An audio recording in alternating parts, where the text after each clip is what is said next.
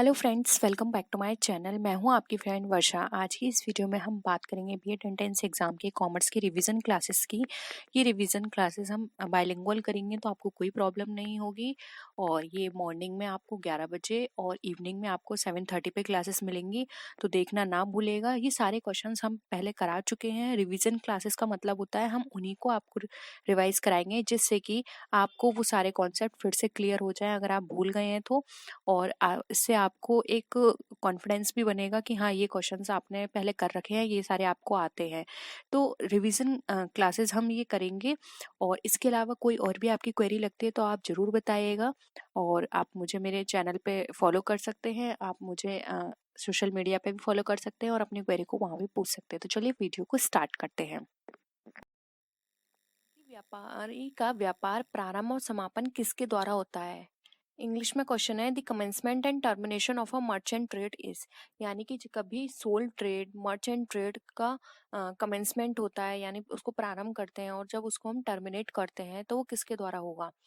व्यापारी द्वारा, यानी कि ट्रेडर द्वारा। बाय नो रेजोल्यूशन, यानी बिना अधिनियम द्वारा। बाय गवर्नमेंट, यानी सरकार द्वारा। या बाय लॉ। तो बताइए फ्रेंड्स, क्या होगा इसका राइट आंसर? इसका जो राइट आंसर है वो है ऑप्शन ए, व्यापारी द्वारा। एकांकी व्यापारी जब भी अपने व्यापार को स्टैब्लिश करेगा या फिर उस अपने बिजनेस को बंद करेगा, जिसको हम बोलते हैं बाइंड अप या फिर टर्मिनेट करेगा, तो फ्रेंड्स ये उसकी खुद की मर्जी होगी। उसे किसी से भी परमिशन लेने की जरूरत नहीं होगी, चाहे गवर्नमेंट हो चाहे कोई लॉ हो, क्योंकि वो उसका खुद का बिजनेस है, कोई पर्सन उसके अंदर इन्वॉल्व नहीं है। उसके सारे रिस्क, उसके सारे प्रॉफिट उसके ही हैं, तो सारे डिसीजंस भी वो खुद लेगा। उसका जब मन करेगा, जहां मन करेगा वो वहां पर उसको स्टैब्लिश कर सकता है। और उसको अगर मन करेगा कि वो इसको क्लोज कर दे, अपने बिजनेस को वो आगे कंटिन्यू नहीं कर पाएगा, तो कभी भी उसको क्लोज कर सकता है। नेक्स्ट क्वेश्चन है, एकांकी व्यापारी समस्त संपत्तियों को स्वामी होता है और सारा जोखिम उठाता है, यह कथन किसका है? यानी कि single trader is the owner of all assets and tackle all risk, this statement is given by. Options हैं एल एच हेने, चार्ल्स एस टिपेट्स, सी ऑप्शन है सी डब्ल्यू गेस्टनबर्ग, डी ऑप्शन है नन ऑफ द अबव। तो बताइए friends, ये किसने कहा था? तो ये जो स्टेटमेंट दिया गया था, ये दिया गया था सी डब्ल्यू गेस्टनबर्ग के द्वारा। फ्रेंड्स, इस तरह के स्टेटमेंट्स के भी क्वेश्चंस आपके में पूछे जा सकते हैं, तो कुछ इंपॉर्टेंट स्टेटमेंट्स हैं, तो आपको उसका रिवीजन जरूर करना है। नेक्स्ट क्वेश्चन है, एकांकी व्यापार का पंजीयन होता है। पंजीयन का मतलब फ्रेंड्स यहाँ रजिस्ट्रेशन से है, तो एकांकी व्यापार यानी सोल ट्रेड का रजिस्ट्रेशन किस तरह से होगा? अनिवार्य, यानी जिसको मैंडेटरी बोलते हैं। सरकार द्वारा, यानी गवर्नमेंट द्वारा। आवश्यक, नेसेसरी, आवश्यक नहीं यानी नॉट नेसेसरी। तो बताइए फ्रेंड्स, क्या होगा? फ्रेंड्स, का राइट आंसर है डी। सरकार जो सोल ट्रेड जो होते हैं उनका रजिस्ट्रेशन कराना आवश्यक नहीं होता है, क्योंकि वो खुद उसकी सारे चीज़ों को वेयर करेगा, चाहे प्रॉफिट हो चाहे लॉस हो, वो उसको खुद वेयर करने हैं। तो उसको पंजीयन कराने की जरूरत नहीं होती है, वो उसका खुद का बिजनेस है, कोई पर्सन उसके अंदर इन्वॉल्व नहीं है, इसलिए उसे किसी तरह की लीगल फॉर्मेलिटीज की भी जरूरत नहीं होती है। नेक्स्ट है, साझेदारी फर्म को चला सकता है, यानी कि पार्टनरशिप फर्म रन बाय। ए, सभी साझेदार यानी ऑल पार्टनर्स, वन और ऑल पार्टनर्स। सी ऑप्शन है एनी वन। डी ऑप्शन है नन ऑफ दीज। तो बताइए फ्रेंड्स, क्या होगा इसका राइट आंसर? इसका जो राइट आंसर है फ्रेंड्स वो है ऑप्शन बी। साझेदारी फर्म को कोई एक पार्टनर चला सकता है या सभी पार्टनर चला सकते हैं। ये उनकी म्यूचुअल अंडरस्टैंडिंग पर डिपेंड करता है कि उन लोगों ने अपने बीच में किस तरह का कॉन्ट्रैक्ट बनाया है, किस तरह की कंडीशंस लगाई हैं। तो कोई एक पर्सन या तो उस बिजनेस को चला सकता है, या फिर जितने भी पार्टनर्स हैं वो सारे उस बिजनेस को चला सकते हैं। अब हम नेक्स्ट क्वेश्चन पे मूव करते हैं। नेक्स्ट क्वेश्चन है हमारा, साझेदारी फर्म का पंजीयन कराना होता है, यानी कि पार्टनरशिप फर्म को रजिस्टर कराना क्या है? आवश्यक, मैंडेटरी, स्टैट्यूटरी या फिर इलीगल? फ्रेंड्स, यहाँ पे आप कंफ्यूज मत होइएगा, नेसेसरी और मैंडेटरी में बहुत डिफरेंस है। नेसेसरी का मतलब होता है कि आवश्यक है, यानी कि आपको जो भी बेनिफिट मिलेंगे तो इस पर्पज से आपको आवश्यक होता है कि आप करा लो। लेकिन मैंडेटरी में यह है कि आपको 100% गवर्नमेंट की ये प्रोविजन है कि आपको कराना ही है, अगर आप नहीं कराओगे तो आपका बिजनेस स्टार्ट नहीं होगा। तो मैंडेटरी और नेसेसरी में बहुत डिफरेंस है। तो फ्रेंड्स, ठीक से आंसर दीजिएगा, इसलिए मैंने इस दो ऑप्शंस को यहाँ पे इंक्लूड किया है, जिससे कि आप कंफ्यूज ना हो। तो बताइए इसका क्या आंसर होगा? इसका जो राइट आंसर है वो है ऑप्शन ए, आवश्यक। फ्रेंड्स, इसका पंजीयन कराना आवश्यक होता है लेकिन मैंडेटरी नहीं होता है। डिपेंड करता है कि वो कराता है या नहीं। अगर वो कराएगा तो कुछ बेनिफिट्स मिलते हैं गवर्नमेंट की तरफ से, लॉ की तरफ से, तो वो उसको लेने के लिए लायबल होगा। अगर वो उसको नहीं मिलेंगे, अगर वो नहीं कराता है तो वो किसी बेनिफिट के लिए क्लेम नहीं कर सकता है। नेक्स्ट क्वेश्चन है, साझेदारी द्वारा अपने हित का हस्तांतरण किया जा सकता है, यानी कि a partner transfer their rights. एक पार्टनर अपने राइट्स को ट्रांसफर कर सकता है अपनी मर्जी से, सभी साझेदारों की स्वीकृति से, बहुमत से या सरकार की आज्ञा से। तो बताइए फ्रेंड्स, क्या होगा इसका राइट आंसर? इसका जो राइट आंसर है वो है ऑप्शन बी, सभी साझेदारों की स्वीकृति से। वो अभी अपनी मर्जी से कभी नहीं करा सकता, ना ही बहुमत से करा सकता कि ये सोचें कि मेजोरिटी मिल गई है वो ट्रांसफर कर देगा, नहीं। अगर बिजनेस के अंदर, पार्टनरशिप बिजनेस के अंदर कोई एक पर्सन भी नहीं एग्री होता तो वहां पे वो अपने ट्रांसफर नहीं कर सकता।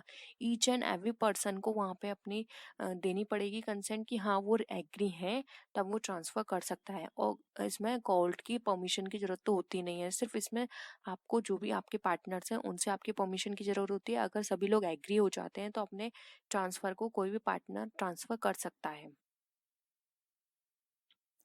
नेक्स्ट क्वेश्चन है, संयुक्त कंपनी में संचालकों को संयुक्त रूप से कहते हैं, यानी कि in the joint company the operators are jointly called committee, board, management या जॉइंट कंपनी। तो बताइए फ्रेंड्स, इसका क्या राइट आंसर है?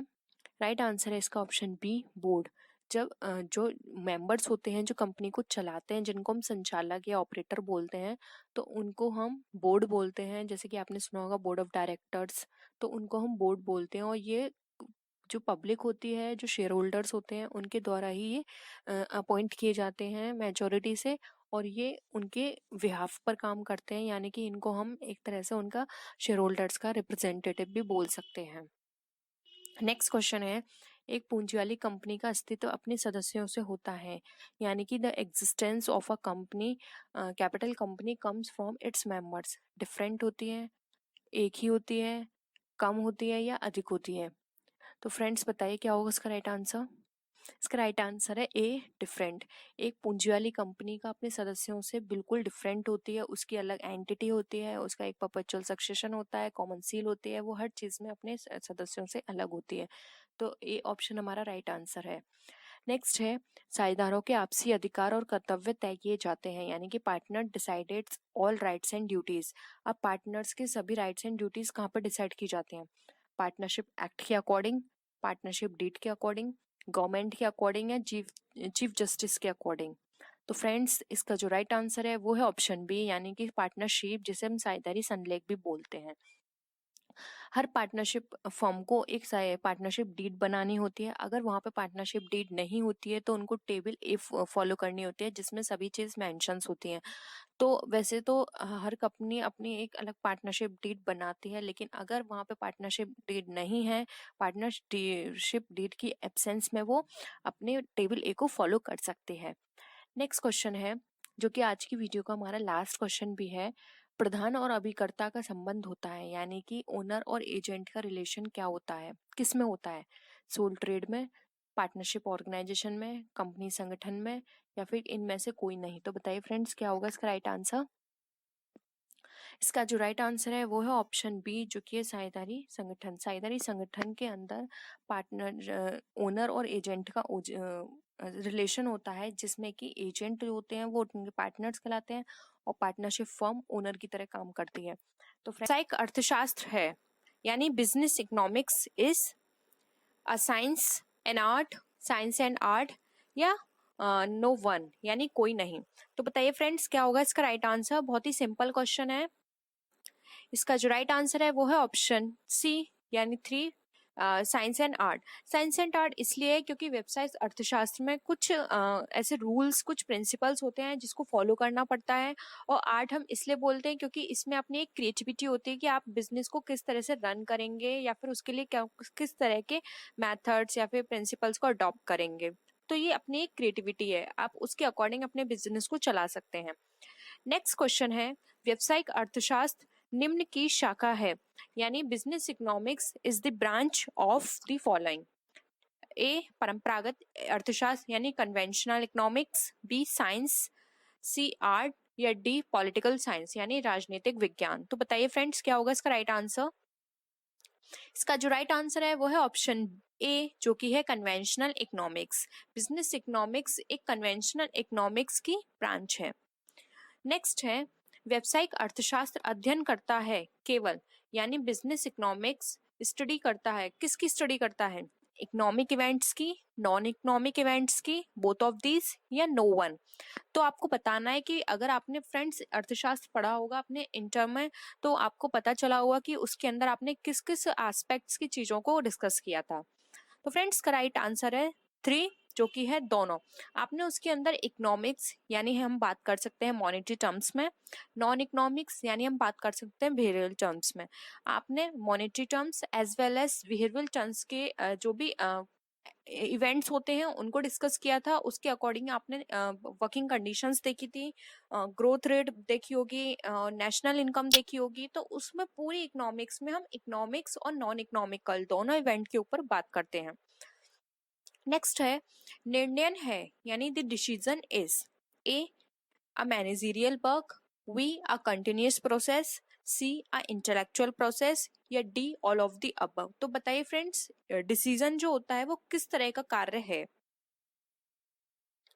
तो फ्रेंड्स का राइट आंसर है 4 यानी ऑल ऑफ दी अबव। एक निर्णय में मैनेजरियल वर्क भी आता है, क्योंकि इसके अंदर आप सारे मैनेजमेंट के रिलेटेड जो भी प्रोसेस होती है वो आप अडॉप्ट करते हैं। कंटिन्यूअस प्रोसेस है, क्योंकि किसी भी चीज में आप डिसीजन लेंगे तो वो ये नहीं है कि आपका डिसीजन जो है वो आज ही फिनिश हो गया। आपको कल किसी और पर्पस से डिसीजन लेना होगा, किसी और काम को लेकर डिसीजन लेना होगा। तो एक कॉन्टिन्यूअस प्रोसेस है जो कि आपका ऑल ओवर द टाइम चलता रहता है। नेक्स्ट है एन इंटेलेक्चुअल प्रोसेस। तो एक डिसीजन जो है वो इंटेलेक्चुअल प्रोसेस है। आप किसी छोटे से छोटे, बड़े से बड़े किसी भी तरह के डिसीजन लोगे तो आप में उसमें आपकी इंटेलेक्चुअल थिंकिंग जो है वो यूज होगी। तो एक इंटेलेक्चुअल प्रोसेस है। तो इसका राइट आंसर है उपयुक्त सभी। नेक्स्ट है सभी निर्णय होते हैं। तो बताइए फ्रेंड्स सभी निर्णय किस तरह के होते हैं। All decisions are made only positive, only negative, positive and negative या इंस्ट्रक्शनल। तो बताइए फ्रेंड्स किस तरह के डिसीजंस होते हैं। इसका राइट आंसर है 3, जो कि है पॉजिटिव एंड नेगेटिव। जो डिसीजंस जो होते हैं सिर्फ पॉजिटिवली नहीं होते, या फिर हम ये नहीं कह सकते कि सिर्फ नेगेटिव डिसीजंस ही सारे लिए जाते हैं। हमारे जो बिजनेस में डिसीजंस लिए जाते हैं वो पॉजिटिव साथ ही साथ नेगेटिव भी लिए जाते हैं, क्योंकि कुछ डिसीजंस ऐसे होते हैं जिसमें हमें लगता है कि हमारा लॉस है, लेकिन फिर भी हमें वो लेने पड़ते हैं। क्योंकि अगर हम उस डिसीजन को नहीं लेंगे, क्योंकि आपने सुना होगा कि जहां जितना हमें लॉस दिखाई देता है वहां प्रॉफिट भी उतना ही होता है। तो कुछ इसी तरह की कुछ ऐसी कंडीशंस होती हैं, कुछ इस तरह के सर्कमस्टांसेस बन जाते हैं कि वहां पर हमें पॉजिटिव भी डिसीजंस लेने पड़ते हैं, कहीं हमें नेगेटिव डिसीजंस भी लेने पड़ते हैं। नेक्स्ट आता है मांग पूर्वानुमान का आशय यानी द डिमांड फोरकास्ट इज। तो बताइए फ्रेंड डिमांड फोरकास्ट क्या है। Analytical analysis of future cell है, करंट सेल एनालिसिस है, एनालिसिस ऑफ पास्ट सेल है, या फिर नाइदर ऑफ द अबव है। तो हमारी एक डिमांड फोरकास्ट क्या है। तो फ्रेंड्स का राइट आंसर है ए, जो कि है analysis of future cell. Demand forecast के अंदर हम ये देखते हैं कि हमारी जो प्रोडक्ट की डिमांड है वो कितनी होगी। तो वो डायरेक्टली हमारी सेल पर डिपेंड करती है। तो जिससे क्या होगा कि हम अपनी सेल देख पाएंगे कि फ्यूचर में हमारी कितनी सेल होने वाली है। तो उस अकॉर्डिंग हम अपना प्रोडक्शन करेंगे, उसी के अकॉर्डिंग हम सारी जो भी प्रोसेसिंग है या फिर रॉ मटेरियल की परचेजिंग है वो सारे डिसीजंस हम ले पाएंगे। तो डिमांड फोरकास्ट में हमारी फ्यूचर सेल्स की एनालिसिस की जाती है। नेक्स्ट क्वेश्चन है मांग की लोच एक कथन है, यानी elasticity of demand is a statement. ये किस तरह का स्टेटमेंट है। क्वालिटेटिव स्टेटमेंट है, कॉन्सिक्वेंटल स्टेटमेंट है, बोथ ऑफ द अबव है, या नाइदर ऑफ द अबव है। तो बताइए फ्रेंड्स क्या होगा इसका right answer. Friends elasticity of demand एक कॉन्सिक्वेंटल स्टेटमेंट है, जिसके अंदर हम डिमांड, अगर हम आपने देखा होगा कि जब भी हम किसी चीज की इलास्टिसिटी ऑफ डिमांड की बात करते हैं तो हमें वहां पे पता चलता है कि जब भी हमारे प्राइस में किसी भी तरह के कोई चेंजेस होंगे तो हमारी डिमांड पे क्या इफेक्ट पड़ेगा, यानी वो हमें एक परिणाम बताता है। तो डिमांड और इलास्टिसिटी ऑफ डिमांड एक तरह से हमारा एक कॉन्सिक्वेंशियल स्टेटमेंट है। ठीक है। नेक्स्ट है मांग की लोच प्रभावित होती है। तो फ्रेंड्स मांग की लोच हमारी किससे प्रभावित होती है। नेचर ऑफ द ऑब्जेक्ट से, बायर्स ग्रुप से, वैल्यू ऑफ द फर्म से, या फिर ऑल ऑफ द अबव से। तो फ्रेंड्स का राइट आंसर है डी, यानी कि उपयुक्त सभी। देखिए फ्रेंड्स, मांग की जो लोच है यानी डिमांड जो है हमारी, वो डिपेंड करती है हमारी नेचर ऑफ द ऑब्जेक्ट, यानी हमारे प्रोडक्ट है वो किस तरह का है, ठीक है। और साथ ही साथ बायर्स ग्रुप पे भी, अगर किसी मार्केट में बायर्स उस पर्टिकुलर एरिया में कम है तो वहां पे हमारी डिमांड क्या होगी, कम होगी। लेकिन अगर हम किसी प्रोडक्ट को अपने इस तरह से उस मार्केट में सेल कर रहे हैं जहाँ पे बायर्स बहुत हैं, तो वहां पे क्या होगी, ऑफ कोर्स हमारी डिमांड जो है वो इंक्रीज हो जाएगी। साथ ही साथ वस्तु का मूल्य, अगर हमारे प्राइस जो हैं किसी भी प्रोडक्ट के वो इस तरह के हैं कि जिस भी एरिया में हम उसको सेल कर रहे हैं वहाँ पे वो अफोर्डेबल है, हर पर्सन उसको अफोर्ड कर सकता है, तो ऑफ कोर्स हमारे वहाँ पे प्रोडक्ट जो है उसकी डिमांड बढ़ेगी। लेकिन अगर हमने अपने प्रोडक्ट की जो प्राइस है वो बहुत हाई रख दी है तो किसी कोई भी पर्सन उसको अफोर्ड नहीं कर पाएगा, तो वहाँ पे क्या होगी, डिमांड हमारी डिक्रीज हो जाएगी। तो ये सारे फैक्टर्स जो है वो इफेक्ट करते हैं इलास्टिसिटी ऑफ डिमांड में। नेक्स्ट है पूर्ति से आशय है, यानी सप्लाई मीन, सप्लाई का मतलब क्या होता है, उत्पादित माल की मात्रा यानी क्वांटिटी ऑफ प्रोडक्ट या stock of goods produced, quantity of available goods for sale, या फिर the sum of the produced and imported goods. तो बताइए फ्रेंड्स, पूर्ति यानी सप्लाई से आपका क्या आशय है। तो फ्रेंड्स का राइट आंसर है 3, जो कि है quantity of available goods for cell. जो भी हमारे पास किसी भी प्रोडक्ट की अवेलेबिलिटी होगी तभी तो हम उसको सप्लाई कर पाएंगे। तो अगर हमारे पास किसी प्रोडक्ट की सेल करने के लिए जो क्वांटिटी हमें चाहिए वो हमारे पास अवेलेबल है तो वो हमारी सप्लाई को बताता है। नेक्स्ट क्वेश्चन है, कृषि उत्पादन की पूर्ति निर्भर करती है, यानी कृषि उत्पादन की जो पूर्ति है वो किस पे निर्भर करती है, natural causes, tax treaty policy, technological development या value of other things. Friends देखो, यहाँ पर बहुत सारी चीजें हैं जो कि हमारे माइंड में यहाँ पे घूमेंगी कि इसका क्या आंसर हो सकता है, लेकिन हमें इन 4 ऑप्शंस में से डिफाइन करना है कि कौन सा आंसर जो है वो हमें ज्यादा लगता है कि ये हाँ ये हो सकता है। देखिए, टैक्स ट्रीटी पॉलिसी बिल्कुल नहीं हो सकती। तकनीकी विकास, विकास ये डिपेंड करता है कि एरिया कौन सा है, तो हम ये नहीं बोल सकते कि हमारी जो सप्लाई ऑफ एग्रीकल्चर प्रोडक्शन है वो तकनीकी विकास से हमारे डिपेंड करेगी। वैल्यू ऑफ अदर थिंग्स ये भी हम नहीं बोल सकते। तो इसका जो राइट आंसर है वो है प्राकृतिक कारण, नेचुरल कॉजेस से हमारी जो सप्लाई ऑफ एग्रीकल्चर प्रोडक्शन है वो डिपेंड करती है।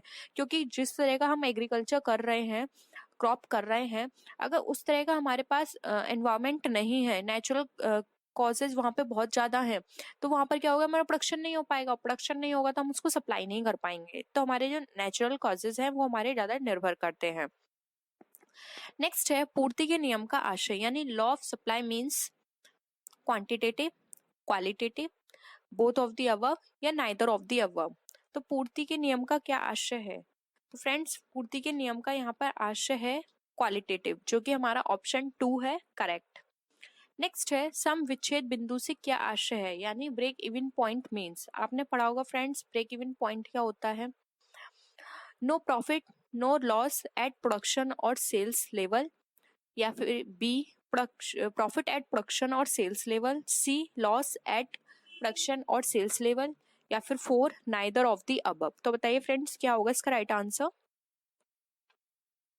इसका जो राइट आंसर है वो है ऑप्शन ए, जिसमें नो प्रॉफिट नो लॉस होता है प्रोडक्शन और सेल्स लेवल पर।